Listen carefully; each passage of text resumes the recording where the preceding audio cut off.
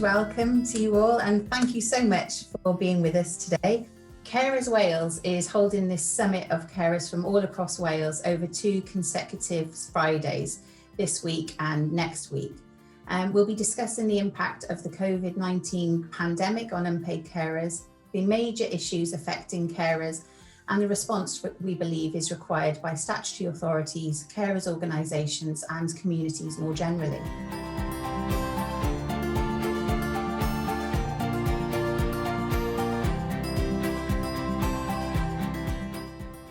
So without further ado, I'm absolutely delighted to welcome our first speaker, Emily Holtzhausen from Carers UK.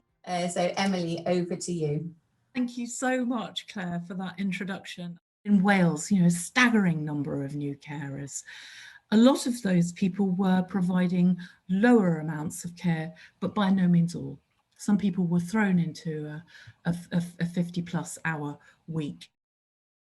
The sorts of things that we want to see in Wales and in England are really clear identification of carers by health and care systems, and that to be set out in law.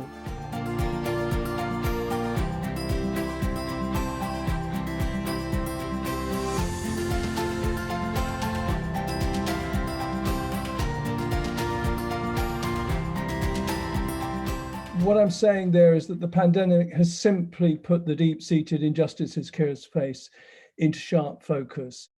We have got to seriously compensate carers for abandoning careers, for abandoning hopes of decent pensions. We've got to have serious pension contributions for carers so that the people that do the most valuable work, there's nothing more valuable than caring.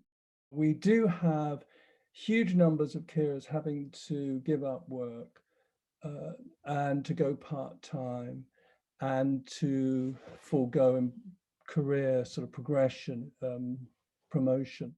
We don't need any more career recognition statutes. The sort of clap for carers sort of stuff, clap for the NHS stuff. And now we've just got to make sure politicians roll their sleeves up and do something radical.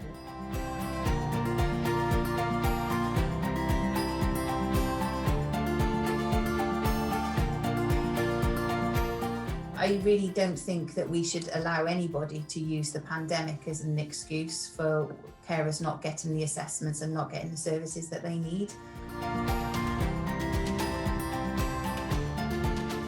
We found there was lack of access to social care and also medical care was a huge problem.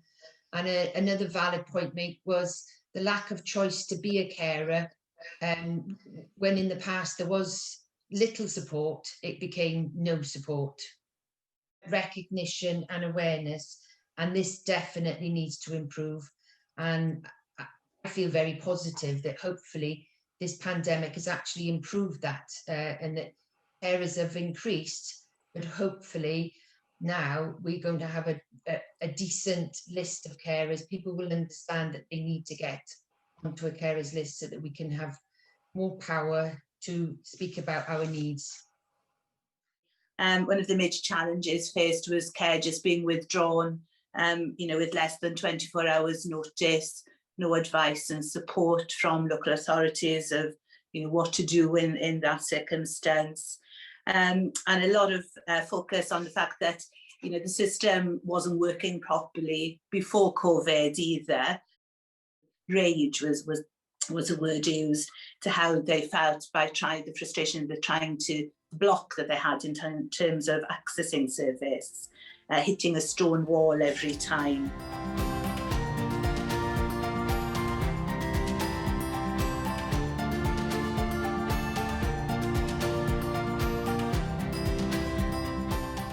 We know that it takes 2 years on average for carers to identify as such. We also know that during that time, their own health, well-being and financial stability suffers, and that by putting their own needs last, their ability to care is also impacted. We'll also develop a significant generic awareness campaign that echoes our new kind of more determined and resolute tone of voice. We want to be a little bit angrier on behalf of carers. During the pandemic in Wales, £33 million a day was saved by unpaid carers, £530 million a day across the UK. That is the value of unpaid caring on a day-to-day basis. And what we want is people to know where to go when they become a carer straight away, just like you pick up the phone to the GP when you become ill. To create a society that requires carers to be treated equally in all aspects of their lives. To connect carers so that no one has to care alone. And to halve the time it takes for carers to recognise themselves as carers and get the support that they need.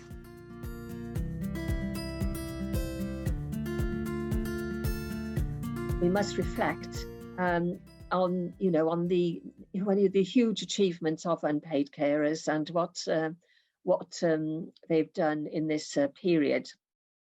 I want all carers to be able to get the right information, the help and the support that they need when they need it, and so that they can continue their own lives alongside their caring role.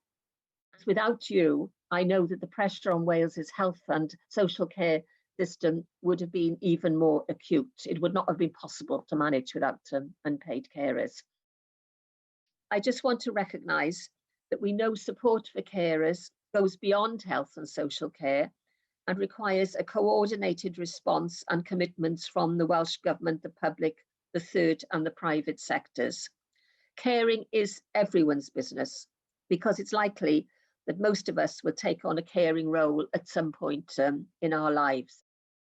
We must not lose the recognition of unpaid carers that we have gained during this pandemic.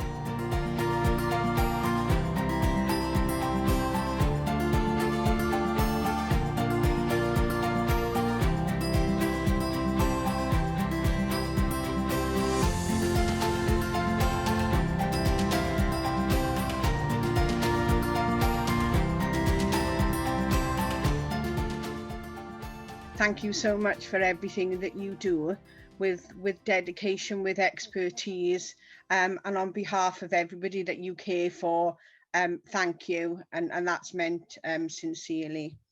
Asking for help or speaking out is not admittance of failure or weakness. It's absolutely a strength. Remember, you are the expert on you and the person that you care for. Why does it take 2 years for carers to be recognised? Finding one go-to place is not easy. I personally summed it up as called joining the dots. It's impossible to get everybody all in the same room to help you. Big gap between Welsh Government and then the local health boards and local authorities. They don't know where to send you. You know, there seems to be a breakdown in the communication somewhere between the top and it filtering down through those areas and getting to the relevant groups and support projects that are there to support the carers.